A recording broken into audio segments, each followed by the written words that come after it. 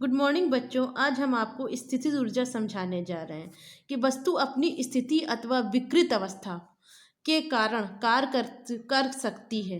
किसी वस्तु की में उसकी स्थिति अथवा विकृत अवस्था के कारण जो ऊर्जा संचित होती है उसे स्थित ऊर्जा कहते हैं।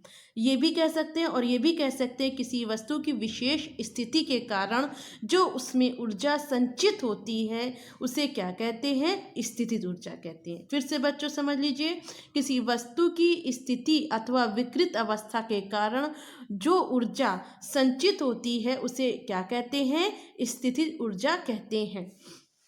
बच्चों देखिए, स्थितिज ऊर्जा की माप कैसे करते हैं। माना m द्रव्यमान की एक वस्तु पृथ्वी तल पर रखी है।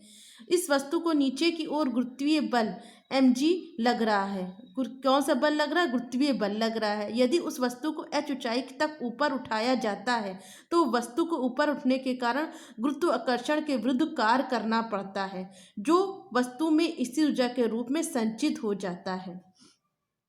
तो बच्चों, वस्तु की स्थितिज ऊर्जा बराबर वस्तु को गुरुत्व माइनस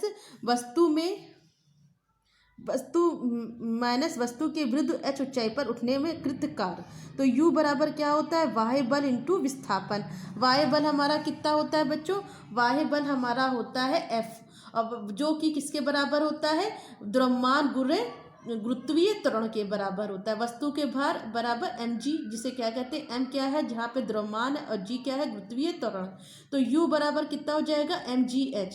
तो बच्चों, स्थितिज ऊर्जा बराबर क्या होती है? द्रव्यमान गुणे गुरुत्वीय त्वरण गुणे ऊंचाई।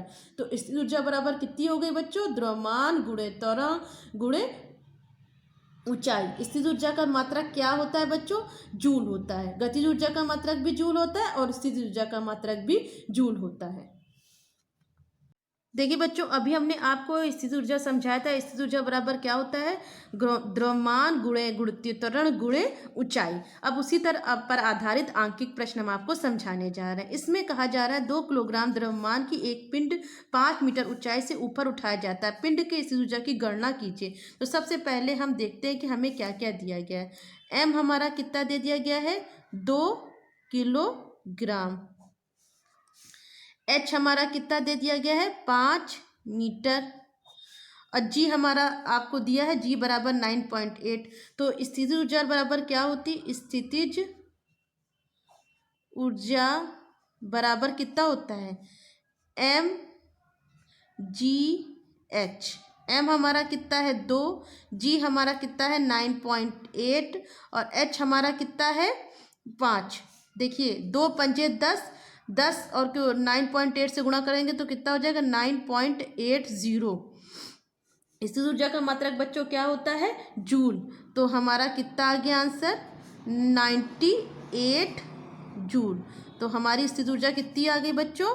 98 जूल। इसी तरह देखिए, हमसे दूसरा प्रश्न कहा जा रहा है 2 किलोग्राम द्रव्यमान की एक वस्तु 1 मीटर ऊंचाई में मेज पर रखी है। वस्तु की स्थितिज ऊर्जा की गणना कीजिए। तो सेम टू सेम हम आंसर करने से पहले क्या लिख देंगे बच्चों?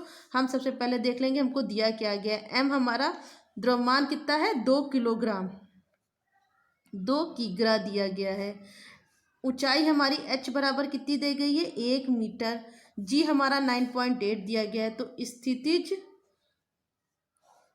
ऊर्जा बराबर कितना होता है? mgh, द्रव्यमान गुणे गुरुत्वीय त्वरण गुणे ऊंचाई। तो m हमारा कितना है बच्चों? 2, g हमारा कितना है? 9.8, h हमारा कितना है? 8। तो अब g को 9.8 से गुणा कर दीजिए। 2 8 16, 6 हाथ से लाए, 1 2 9 18 और 1 19। और कितनी गिनती बाद दशमलव है? 1 गिनती बाद दशमलव है। तो यहाँ पर 119.6 और इसका मात्रक क्या होता है? जूल। तो स्थितिज ऊर्जा बराबर कितना आ गया? 19.6 जूल। तो बच्चों देखिए, इसके आंकिक प्रश्न में कुछ नहीं रखा है। आपको सूत्र याद होना चाहिए। स्थितिज ऊर्जा बराबर क्या होता है?